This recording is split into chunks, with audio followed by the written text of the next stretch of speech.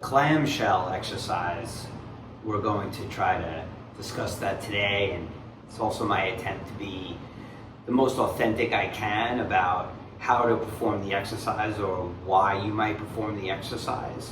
And the reason that it came up in this moment is because I have a client, he's one of my favorite subjects, Arthur, who's 90 years old, who came in the other week and he just presented with a lot of lower back pain. He's also these really simple exercises can do the trick. So for Arthur, this actually had an immediate effect. He had no more pain as soon as he did this particular exercise. And if you follow this little instruction video, you'll see me instructing Arthur a little bit. It might be fun. He's 90, he's pretty old. So I do these 5 days a week. I use a really heavy band. I do about 4 sets of 10 reps for each one of these. So I'm first going to slide this. You don't have to do it barefoot. I like to do it barefoot. So we're going to put this guy right over, just right above the knee, and I'm going to get in this position. And now, just to do it real quickly, right, I'm essentially just opening and closing here at the hip, right? Now, what I'm also attempting to do is, which is a mistake that a lot of people make when doing this exercise, is that they open and they also open their body, okay? Now, if I'm going to move with the resistance of the band, I am not going to get the best contraction that I want. So what I want to do is, if I can see, I'm actually almost want to torque my body, so my upper body is essentially moving this way. You don't have to actually do the movement while you open the knee, but to just cheat the upper body this way will really help to get a great contraction out of this region of the body. Another great thing to do is what I see a lot of people doing, and I don't think a lot of times practitioners demonstrate this correctly, give the proper instruction, is people will open up, so they'll push their chest out and push their butt out, thus actually putting the pressure on the lower back. And this occurs with a lot of exercises. So really, I want you to stay almost like fetal in a way. So get small and then open.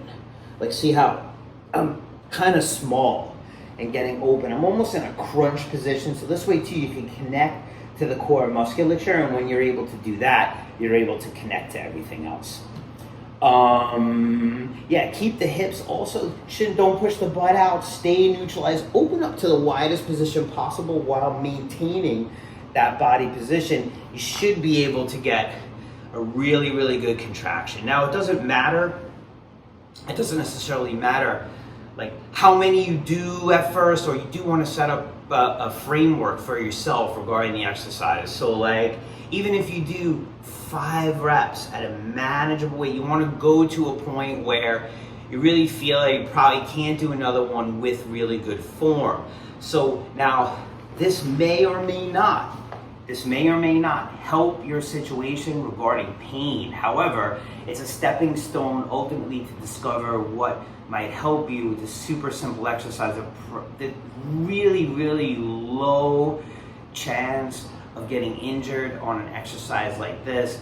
And it's something that can really help get you out of pain. It's also something that can really help anybody, getting right into a explosive leg program or strength program. So if you have any questions, you can contact me in the comments, let me know. I'd also be happy to do an online consult with anybody regarding any particular program that you're working on. I'm working a little bit to put together an online routine. I don't want to call it a program, but I think I work in the best capacity regarding consults. Like if you come on and you need some help with a particular thing, I can definitely point you in the right direction. So I hope you stay tuned and watch Arthur next.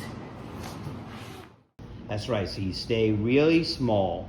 That's right. And then you open up, right? So you don't want to press your chest out and you don't want to push your butt out.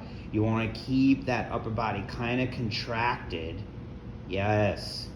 And you want to connect through the hip, right? And you want almost a neutral, you want in a way almost this kind of neutral pelvis. And because you're able to attain those positions, then you get the best contraction of the muscle just like that.